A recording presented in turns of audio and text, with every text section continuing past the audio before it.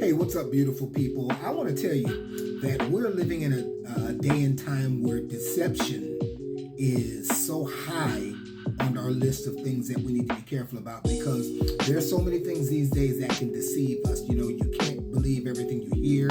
You can't believe everything you see, because we've got AI generated things, and sometimes so many things can be manipulated, especially through the parameters and through the vehicles of social media and media in general. So I want to bring something to you that's going to be pivotal for your success between now and the time Jesus comes back, or the time Jesus brings you home. But let me say this, okay?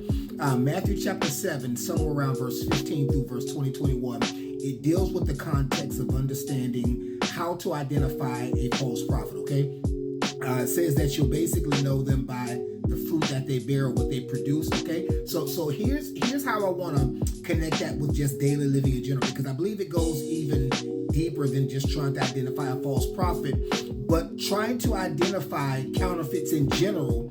I believe that in this day and time that we live in, scripture says we judge a tree by the fruit that it bears. That word fruit is the word karpos. It's a Greek word karpos, which literally means figuratively and literally something plucked when it's dealing with specifically fruit.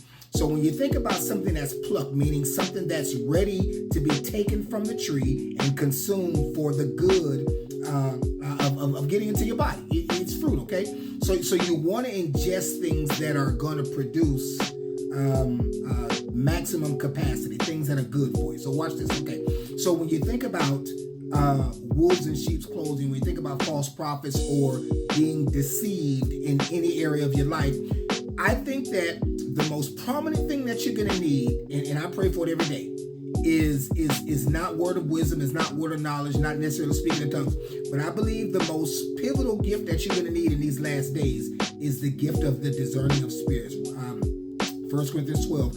But if I could just say in general, being able to discern and decipher between good and bad, good and evil, what's God, what's not God, your level of discernment is going to have to be at an all-time high level, because there is too much out here that can deceive you into thinking that something is what it is. Let me give an example.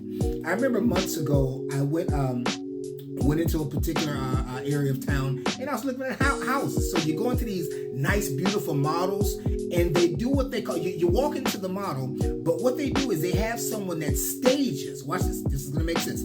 They have a professional who will go into those models, and they will stage, or in other words, they will set up this model home to look so beautiful. I mean, it's hard to really not want to walk through it several times and just observe the beauty of it. But there was this one house I went in, and on this bowl, in the kitchen, they had this beautiful fruit. And I'm like, man, I'm hungry, and I'm looking around to see who's looking, and I picked up the fruit, the apple. It's a green apple. I picked it up, and what I thought was a real apple was wax, so I had to hurry up and put it back. So what I'm saying is this, okay?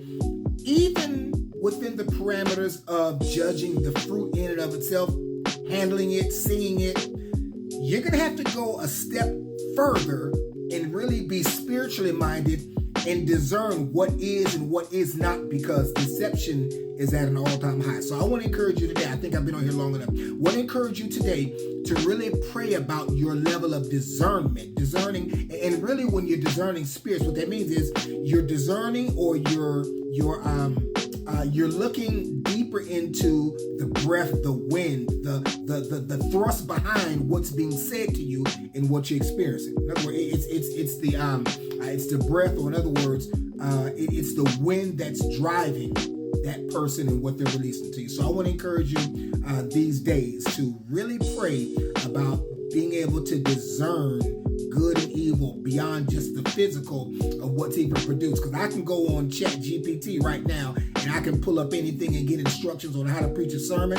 I can get instructions on how to do anything. In fact, I can get instructions on how to give you a couple of phrases that would make it sound like I'm a brain surgeon. Why? Because I can deceive you with information that's readily available for anyone. But your level of discernment will take you a step further to know counterfeit from truth. So say these words, because I got to go, y'all. I will, I can, I have to have victory. Rise up, let that level of discernment go to a new level, and walk in victory. Know that I love you.